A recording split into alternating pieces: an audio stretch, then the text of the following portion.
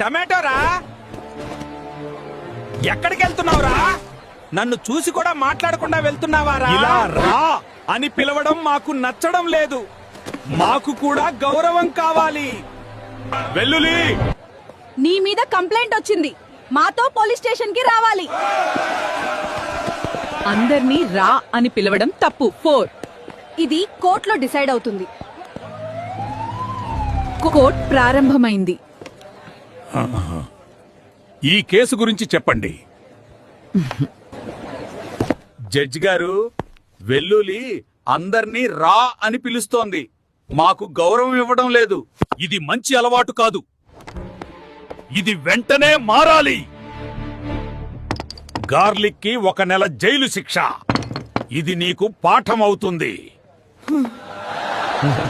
అయ్యో, నాకిలా జరుగుతుందని అనుకోలేదు.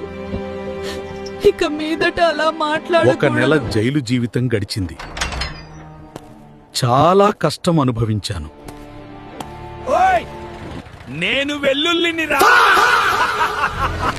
నేను మారిపోయాననుకున్నారా? అయ్యో, వెల్లుల్లిగాడు ఇంకా మారలేదు. వెల్లుల్లిగాడిని ఏం చేయాలో కామెంట్స్ లో చెప్పండి.